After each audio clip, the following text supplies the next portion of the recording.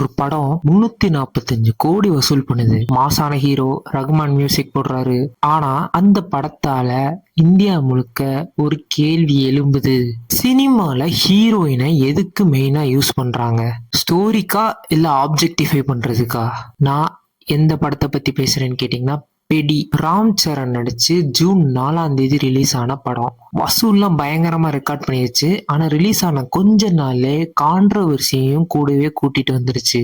ஜெயா பச்சன், கங்கனா, கரீனா கபூர், நித்யா மேனன் இவங்க எல்லாரும் கேக்குறாங்க ஒரு கேள்வி. இன்னைக்கு நம்ம பேசுறது வந்து ஃபேன் வாரும் கிடையாது, ஒரு ஹீரோவை அட்டாக் பண்றதும் கிடையாது. ஒரே ஒரு விஷயம் தான், அக்கௌண்டபிலிட்டி. அவங்க பண்ண தப்ப அவங்க ஒத்துக்கிறாங்களா இல்லையா? நம்ம சினிமா பொண்ணுங்களை எப்படி காட்டுது? வாங்க ஃபேக்ட்ஸ் வச்சு பார்க்கலாம். இந்த பெடி படத்தை இயக்குனது யாருன்னு கேட்டீங்கன்னா புச்சி பாபு சனா. இது வந்து ஒரு sports action drama movie.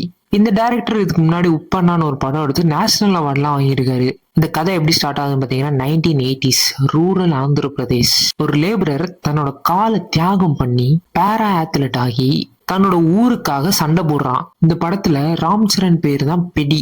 Janhvi கபூரோட character பேர் வந்து அச்சி அம்மா. படம் ஜூன் 4 வெளியாகுது. ஓப்பனிங்ல ஹிட் ஆகுது. 340 கோடிக்கு மேல சம்பாதிக்குது. இந்தியாவில மட்டும் 200 கோடி சம்பாதிக்குது. ஸோ இது கமர்ஷியலா மிகப்பெரிய ஹிட் படம். ஆனா இந்த சக்சஸ்க்கு நடுவுல ஒரு கேள்வி வந்துச்சு. என்ன கேள்வின்னு பாத்தீங்கன்னா, இந்த ஜான்வி கபூரோட அச்சயம்மா கேரக்டர் இருக்குல்ல, அதை திரையில எப்படி காட்டியிருக்காங்கிறது தான் பெரிய பிரச்சனை. ஒரு படம் இவ்வளவு பெரிய ஹிட் ஆகும்போது அதை கிரிட்டிசைஸ் பண்றது தப்பா கரெக்டான்னு நீங்க சொல்லுங்க.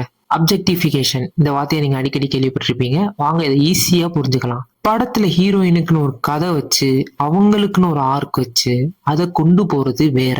பட் ஹீரோயினை வேற ஒரு விஷயத்துக்காண்டி, அதாவது அவங்களோட பாடி பார்ட்ஸ் எல்லாம் கிளாமரா கேமரா ஆங்கிள மாத்தி காட்டி அவங்கள அந்த ஒரு விஷயத்துக்கு மட்டுமே யூஸ் பண்றதுக்கு பேரு தான் அப்ஜெக்டிஃபிகேஷன். அதாவது அந்த கேரக்டரை வெறும் பார்க்கும் பொருளா யூஸ் பண்றது. எல்லா படத்துலயும் நம்ம ஹீரோ எப்படி ஞாபகம் வச்சிருப்போம்? அவரோட ஸ்டோரி, அவரோட ஃபைட்டு, அவரோட பஞ்ச் டைலாக்கு, அவரோட ரிவெஞ்சு, அவரோட ஜேர்னி, இதை தானே நம்ம ஞாபகம் வச்சிருப்போம். பட் ஒரு ஹீரோயினை அவங்க சாங்குக்கு போடுற ஹூக் ஸ்டெப்பு, அவங்க போட்டிருக்க காஸ்டியூமு, அவங்க எப்படி அழகா இருக்காங்க, இந்த விஷயத்த தானே ஹீரோயினை மோஸ்ட்லி ஞாபகம் வச்சிருப்போம். பெடியில என்ன சொன்னாங்கன்னா, ஹீரோயினோட பாடிய கேமரா எதுக்கு அடிக்கடி ஃபோக்கஸ் பண்ணுது? அது மட்டும் இல்லாம இந்த ராம் சரண் கேரக்டர் பெடி இருக்குல்ல, அந்த பொண்ணோட கன்சென்டே இல்லாம போய் முத்தம் கொடுத்த மாதிரியும் ஒரு சீன் இருக்குதான். இது கிட்டத்தட்ட ஹராஸ்மெண்ட், மேல் கேஸ் மாதிரி தானே. இதை ஏன் குளோரிஃபை பண்றாங்கன்னு எல்லாரும் கேக்குறாங்க. இங்க நம்ம முக்கியமா புரிஞ்சுக்க வேண்டிய விஷயம் என்னன்னா, இது ஜான்வி கபூர் மேல வந்த விமர்சனம் கிடையாது. இந்த கதையை யார் எழுதினாரோ அவர் மேல வந்த விமர்சனம். இப்ப நான் உங்கள்ட்ட ஒரு கேள்வி கேட்கிறேன். உங்களுக்கு நீங்க பார்த்த லாஸ்ட் 5 மூவிஸ், நீங்க கடைசியா பார்த்த 5 படத்துல எத்தனை படத்துல ஹீரோயின்ஸுக்கு சொந்தமா கதை இருந்துச்சுன்னு யோசிச்சு பாருங்க. இப்போ இந்த பிரச்சனை பெருசானோட புஜ்ஜி பாபு என்ன பண்றாரு? அவரோட எக்ஸ் தளத்துல ஒரு ட்வீட் போடுறாரு. ஆன் ஸ்கிரீன்லயும் ஆஃப் ஸ்கிரீன்லயும் பெண்கள் மேல எனக்கு மரியாதை இருக்கு. எந்த பெண் கதாபாத்திரத்தையும் தப்பா காட்டுறது என்னோட நோக்கம் இல்ல.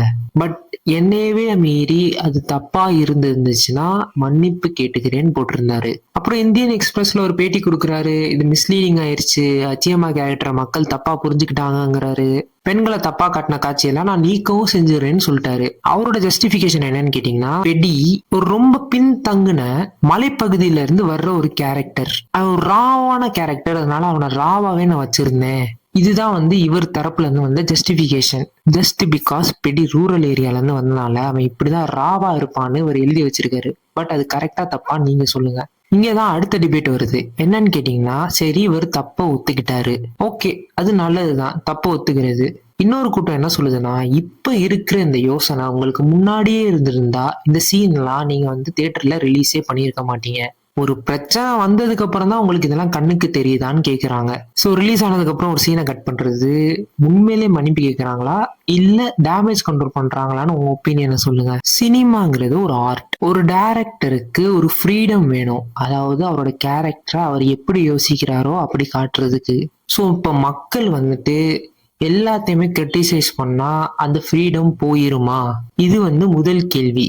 இப்போ 2வது கேள்வி என்னன்னு பாத்தீங்கன்னா, இந்த ஃப்ரீடமை மிஸ்யூஸ் பண்றதுக்கு வாய்ப்பு இருக்கா? டைரக்டருக்கு ஃப்ரீடம் கண்டிப்பா தேவை.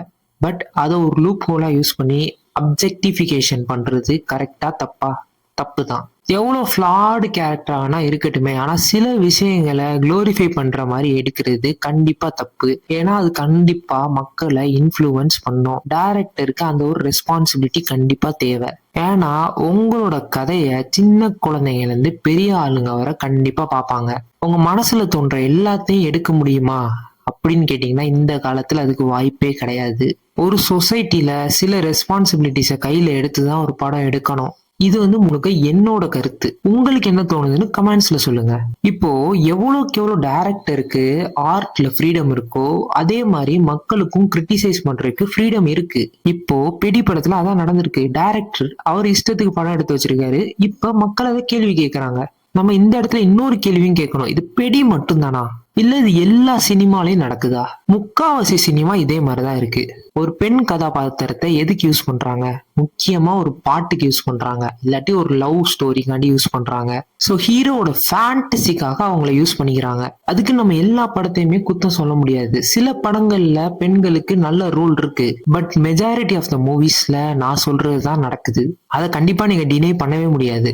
ஃபார் எக்ஸாம்பிள் கூலி படத்தை எடுத்துக்கங்க. அதுல எதுக்கு பூஜா ஹெக்டே முக்கியமா ஒரே ஒரு பாட்டுல டான்ஸ் ஆடுறதுக்கு மட்டும்தான். இந்த மாதிரி நான் நிறைய படம் சொல்லிட்டே போயிட்டு இருக்கலாம். சோ இது எப்ப இந்த சினிமால மாறும்னு நீங்க நினைக்கிறீங்க? இது டெஃபினட்டா டைரக்டர்ஸ் கையில தான் இருக்கு. அவங்களோட ஃப்ரீடம்னு சொல்றாங்களே, அந்த ஃப்ரீடம்ல பெண்கள் கேரக்டர்ஸ்க்கு ஸ்ட்ராங்கா இருக்கிற மாதிரி கதை எழுத ஆரம்பிக்கணும். இந்த பெண்களை ஆப்ஜெக்டிஃபை மட்டும் பண்ற கல்ச்சரை டோட்டலா ஸ்டாப் பண்ணணும். இதுல பெரிய பெரிய ஸ்டார்ஸுக்கும் ரெஸ்பான்சிபிலிட்டி இருக்கு. அவங்க இனிமே கதை கேட்டு நடிக்கும் போது பெண்களுக்கும் நல்ல ஸ்டோரி இருக்கான்னு கேட்டு நடிக்கணும். ஸோ இது பேசிக்கலி பாத்தீங்கன்னா பெடியில இருக்க பிரச்சனை மட்டும் கிடையாது, மொத்த சினிமால இருக்கிற பிரச்சனை, பல வருஷங்களா இருக்கிற பிரச்சனை. ஸோ உங்களுக்கு பிடிச்ச ஸ்ட்ராங்கான ஃபீமேல் கேரக்டர் எதுன்னு கமெண்ட்ஸ்ல சொல்லுங்க. இதுக்கு கண்டிப்பா நீங்க ரொம்ப நேரம் யோசிக்கணும். அதுக்கு காரணம் என்னன்னா அவ்வளவா ஸ்ட்ராங் ஃபீமேல் கேரக்டர்ஸ்லாம் இல்ல, ரொம்ப ரேர். உட்காந்து யோசிச்சுட்டு அப்புறம் கமெண்ட்ல சொல்லுங்க. இப்ப அவர் பெடி படம் எடுத்து வச்சிட்டாரு, பட் அதை யாருமே கேள்வி கேட்காம விட்டா இது எத்தனை படம் அவர் அதே மாதிரி எடுக்க வாய்ப்பு நிறைய இருக்கு. சோ இந்த இடத்துல மக்கள் கேள்வி கேட்டது கரெக்ட். கிரிட்டிசிசம் இருந்தாதான் படம் இன்னும் பெட்டர் ஆகும். எப்பவுமே ஒரு ஹெல்த்தி கிரிட்டிசிசம்ங்கிறது நம்மளோட வாழ்க்கையில முன்னேறதுக்கு உதவதான் செய்யும். ஸோ டைரக்டர்ஸ்லாம் தங்களோட ஈகோவை தூக்கி போட்டுட்டு மக்கள் என்ன சொல்றாங்கன்னு காதுல வாங்கி அடுத்த படத்துல இந்த மாதிரி விஷயத்த திரும்ப திரும்ப பண்ணக்கூடாது. ஸோ இந்த ஹீரோயின்ஸை ஆப்ஜெக்டிஃபிகேஷன் பண்றதெல்லாம் நார்மலைஸ் பண்ணவே கூடாது. இந்த இடத்துல மக்கள் கேட்கிற கேள்வி எல்லாமே கரெக்ட். ஸோ மக்களே, இந்த வீடியோ நீங்க ஃபுல்லா பார்த்துருப்பீங்க. உங்களோட கருத்து என்ன? டைரக்டர்ஸ்லாம் அவங்களோட ஃப்ரீடமை அபியூஸ் பண்றாங்களா? அவங்களுக்கு ரெஸ்பான்சிபிலிட்டி கண்டிப்பா வேணுமா வேணாமா?